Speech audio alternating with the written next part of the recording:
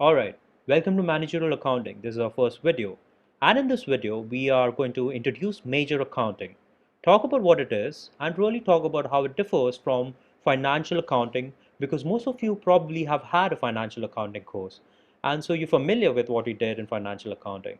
And now you can talk about how managerial accounting is different. And so if you think back to what financial accounting was and what we did there, it dealt with a company or an entity. We had a certain entity that we were reporting for, and this entity would be involved in lots of different business transactions. They would buy stuff, they would sell stuff, and they would pay for expenses. All of these different types of business transactions would create a certain kind of data. And then in financial accounting, we would take this data and we would use it to prepare financial statements. And if you remember, there are four different kinds of financial statements: an income statement, a balance sheet statement, changes in stockholders' equity, and a cash flow statement. And the financial statements were prepared in accordance with the generally accepted accounting principles, or GAAP. So we've followed GAAP in preparing these financial statements, and GAAP told us what data we could use and what data we couldn't use, and also told us how to prepare that data in a way to present it to the investors. So we had these financial statements and then we would present these to the investor. And this is financial accounting. And just a few notes, the focus of financial accounting, remember, was on the external users and really the investors. External users, these guys, these investors were outside the company and we were preparing information for them. Financial accounting also dealt with what happened in the past. That was the focus of the financial accounting, in fact. If you remember, we have a timeline over here. Let's just say this point right here represents December 31st, year 1. And then let's say this point right here represents December 31st, year 2. And I'd say that we're reporting for year 2. For what happened during the year 2? Well, in financial accounting, we will report what happened during year 2, but we wouldn't report it until right here. The year will end right here. And then maybe a few months later, maybe right here. So this is 3-1 year 3. We'd actually present the financial statements to the investor. And so the financial statements were telling the investors what happened over this period of time right here. So the focus was on the past. It was also focused on periods. We've reported for specific periods of time. If this was the annual report right here at 3-1 year 3, it focused on what happened during this year period. We also had quarterly reports as well, but it focused on the past.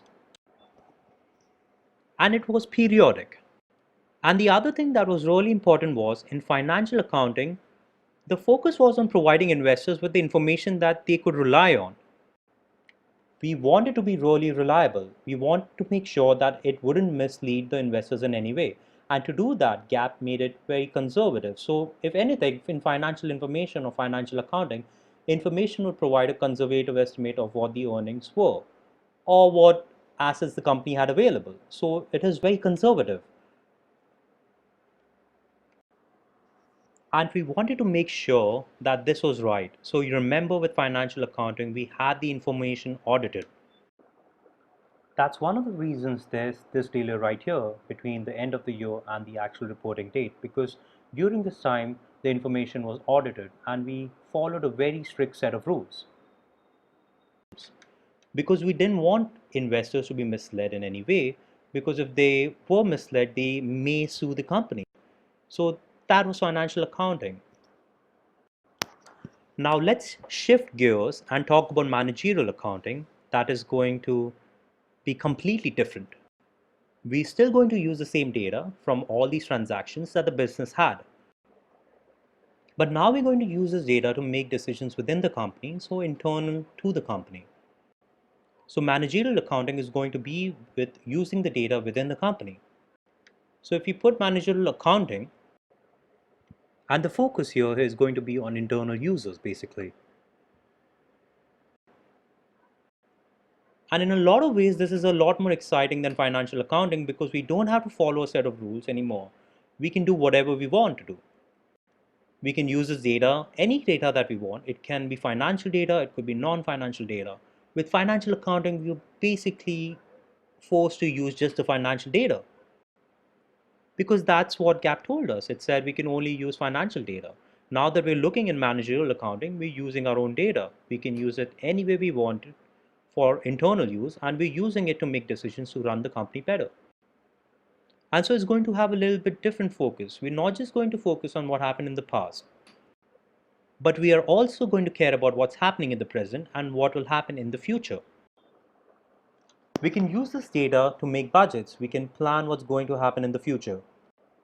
So we can use this data in any way we want, right? And we can use it to make decisions. And the kind of decisions that we're going to use this data for would be to do things like figuring out how much does it cost us, or how much does it cost the company to provide a particular product, or how much does it cost to provide customers a particular service, what products are the most profitable, what products are the least profitable, how do we motivate our employees. These are the kind of questions that we can ask, and this data can help us answer. And there's different techniques or ways that we can use this data to best run the company.